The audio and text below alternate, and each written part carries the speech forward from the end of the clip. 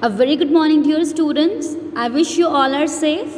So, before exams, we have already completed our module number 1, and today we are going to start our new module, module number 2, company accounts. And I am going to discuss the very first chapter of your module 2, that is accounting for share capital. Now, because this book belongs to company accounts, so firstly, I would like to tell you some important things about a company. So, let's get started.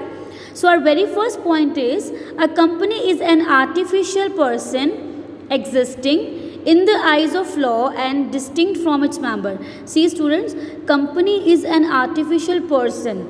Means now you will know that if I talk about ABC Limited, now this is not any person, but this is the artificial person who is already existing in the eyes of law. Now see, Jio company, you all know that. Now actually, who is the owner of Jio company? That is Mukesh Ambani. Now, if anybody wants to file a case against Jio company, then the case will be filed on Jio company, not on Mukesh Ambani. Why? Because both the persons, the owner means the person who are running the company and the company, both are separate, both are different in the eyes of law. Right? So, company is an artificial person. Means it is a person who is not actually existing, but in the eyes of law it is a separate person who is existing, and that is totally different from the persons who are running it. The persons who handle the company, those are called members, right? Members or shareholders, you can say that, right? So the next point is it has share capital divided into shares, the owners of which are known as shareholders. Means the capital which is divided into shares, that is called the persons who actually buy these shares or took these shares, they are called shareholders. They are also called the owners of the company, right? Now, insolvency of or death of a member has no effect on the life of a company. See, students, the company has perpetual succession.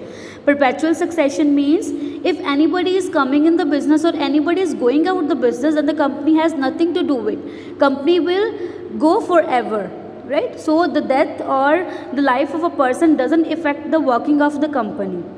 Okay.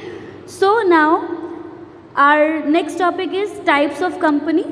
So firstly, there were two companies only, private and public company, but after the amendment of Companies Act 2013, it has introduced a new company, that is one person company, that is also called OPC. Means now one person can have a company, but there are some restrictions, like its paid up capital will not be more than 50 lakhs, its turnover will not be for a year more than 2 crores. So there are some restrictions for one man company, right?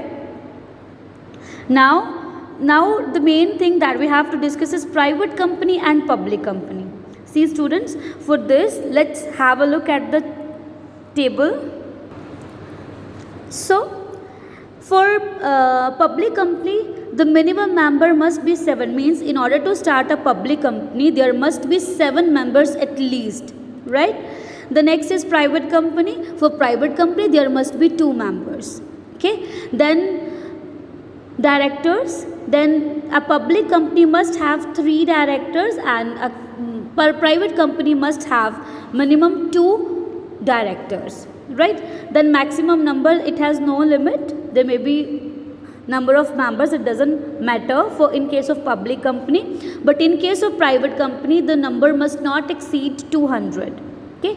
Then minimum paid up capital, in order to start a public company, there must be 5 lakh of capital, that is called authorized capital, and for private company it must have 1 lakh of authorized capital in order to start it, right? Moreover, I'll just tell you what is the meaning of private company. Private company is a company which is like where government have no interference, like okay. So means इसमें government का कोई भी interference नहीं होता. So this is a private company. Private at the last of private name of private company, a word is used, that is private limited, right? So there must be private limited in order to if it is a private company, then they have to use word private Limited, PVT Limited, they can write in a shorter form, right? So private company is the company which is not having any interference of government, right? There are some restrictions. Private company cannot offer its share to the public. It cannot transfer its shares very easily. So there are some restrictions. Now if I talk about the public company, then there are some benefits given to public company as compared to private limited company. That is, it has full authorization to issue its shares to public. It can easily transfer its shares to any person, right? So moreover, it has the fully interference of government. Well, these work, the private companies are under government's interference, right? So these are some features of private as well as public company. Now there are two important names also in company accounts that there is a full treatment of that. One is promoter and one is underwriter. So promoters are those persons, they are not the promoters who advertises, who makes advertisement for the company. They are the persons who actually give the idea in order to start any company. So promoters are the persons who give the ideas, right, policies, strategies in order to start a company. So they are given some incentive, they are given some benefits, like they can be hired for salary, they can be given shares in place of money, right? So they are the promoters.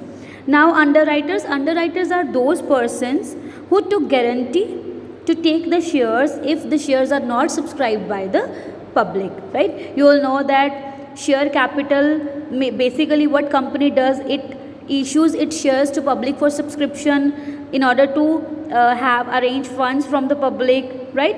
Now if the shares are not been subscribed by the persons, by the public, then underwriters took the guarantee to take those shares. For that they are given some benefit that is called underwriting commission. So that commission is given to the underwriters. So there is a full treatment of that we will discuss when we will just discuss that when shares are issued for consideration other than cash. So they will be covered under that topic. So in my next video we will discuss the types of capital and some practical aspects of chapter number 1, that is accounting for share capital. So please revise it. Thank you so much.